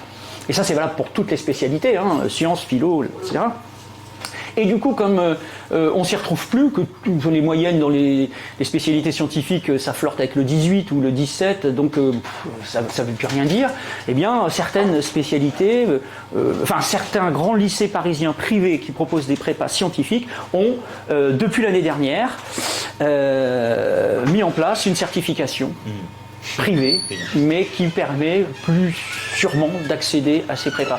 Et on suppose que si on suit cette logique, les facs les plus prestigieuses vont mettre de plus en plus des évaluations à l'entrée, quoi. Enfin, puisque le bac, on ne peut pas se fier au bac, bah, c'est Parcoursup et puis c'est une évaluation maison, quoi. Enfin, voilà. Bon, je ne sais pas si ça répond à ta question, mais... Oui, alors désolée si tu en as peut-être parlé au début que j'ai raté, mais effectivement, en fait, souvent face à la baisse du niveau et toutes les attaques qu'on peut voir, il peut y avoir certaines réactions un peu conservatrices de se dire oui, de toute façon. On devrait maintenir les exigences académiques, etc. Et j'ai l'impression que tu n'étais pas du tout dans ce discours-là. Et est-ce que tu pourrais parler plus globalement, si tu les connais, de pédagogies qui ont pu être proposées par des communistes, parce que je sais que ça existe, mais j'ai pas eu le temps du tout de regarder de ce côté-là. Et voilà, un petit peu plus sur la question de la pédagogie en général, en dehors des exemples que tu as pu donner en philo, mais de manière plus générale sur le rapport à l'apprentissage. Voilà. Bon, il y a des pédagogies, alors je suis pas un spécialiste, je t'avoue. Je suis pas un spécialiste et là je me dis il y a un trou béant. En plus il y a des travaux. Bon, on pourrait s'intéresser à ce que faisait Freinet par exemple. Mais je t'avouerai que moi c'est une manière empirique que j'essaye en tant que communiste, on va dire, de faire un cours. Mais enfin ça se voit pas dans mon cours. Je fais un cours de philo, quoi. Je fais pas un cours de prof communiste. Mais c'est un chantier qui a déjà été bien engagé par d'autres. Peut-être que tu enseignes la philo peut-être ? Non ? C'est dommage, on allait t'embaucher. Parce que... désolé d'être aussi peu précis dans ma réponse. J'ai le sentiment là de passer à côté de tas de choses très passionnantes. Je me promets que dès que je serai à la retraite, c'est-à-dire à 65 ans, je m'y consacrerai corps et âme. Malheureusement, je ne pourrai plus tester sur le terrain, mais c'est un chantier important. Après, le cadre dans lequel tu enseignes, là, il est imposé par une société libérale qui met les gens en concurrence les uns avec les autres et on t'a pas demandé ton avis pour te mettre 35 élèves le vendredi de 16 à 18 heures. Quoi. Enfin, là, il faut que tu fasses avec, et là, que tu sois communiste ou que tu sois n'importe quoi, tu survis et tu essayes de faire tant bien que mal ton... Simplement... moi, dans ma manière de travailler, j'essaie pas d'être dans la séduction, comme dit Catherine Cazeneuve, c'est-à-dire d'essayer de... Hein, la rhétorique classique distinguait une partie rationnelle qui relevait du logos, puis une partie plus affective qui pouvait relever du pathos, de l'éthos, et puis même les Romains avaient ajouté movere, delectare, le plaisir. Donc on pourrait faire évoluer la pédagogie dans une espèce de rhétorique qui serait privée de son contenu, donc où on aurait supprimé l'élément du logos pour parler comme Aristote, ou du docere pour parler comme Cicéron, où on est quand même censé instruire. Donc si en plus on a un sourire qui est agréable aux élèves, bah, tant mieux, mais enfin on ne fait pas exprès, et l'objectif c'est quand même d'instruire. Maintenant, le risque dans cette espèce de concurrence de tout le monde, les lycées sont en concurrence les uns avec les autres, les enseignants avec les spécialités sont d'une certaine manière en concurrence avec leurs collègues, puisque les élèves choisissent à la fin de la seconde les 3 spécialités qu'ils vont retenir pour la première.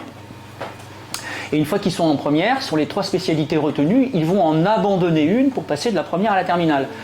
On pourrait tenter. Alors évidemment, moi on aura. Si je suis intransigeant avec mes élèves en première, ils vont tous se barrer. Et l'année prochaine, je suis au chômage. Je caricature, mais c'est un peu ça. Et du coup, est-ce que j'ai vraiment intérêt à mettre des sales notes à mes élèves ? Est-ce que je suis pas, c'est vrai, dans d'une certaine manière, en train de vendre, de survendre mon enseignement ? Bon, donc il y aurait un risque de ce côté-là qui serait... c'est le contraire de ce qu'il faut faire, évidemment. Maintenant, moi, ma manière d'enseigner, c'est je suis bienveillant avec mes élèves, mais c'est parce que je leur veux vraiment du bien. Et je pense qu'ils s'en rendent compte très vite qu'en fait, on leur veut du bien. Et ça aide quand même les relations qu'on a avec nos élèves les plus faibles. Évidemment, ça ne veut pas dire qu'on les flatte avec des notes qui ressemblent à rien, quoi. Et on a dû, dans la voie technologique, multiplier les exercices. Moi, j'ai multiplié les exercices, maintenant, des exercices que je ne faisais pas en début de carrière, mais que je fais maintenant toutes les semaines, enfin, avec eux, où ils parlent, où ils lisent et où ils écrivent. Enfin, toujours ces 3 trucs-là, quoi. Bon, alors, il y a des travaux intéressants qui méritent... les jeunes collègues sont très attentifs à ça. Enfin, il n'y a plus cette espèce de snobisme en disant le prof de philo, il suffit d'apparaître et voilà, que la lumière soit Fiat Lux, boum, je vais parler. Bah non. Et il parle de manière beaucoup plus décomplexée de problèmes de métier.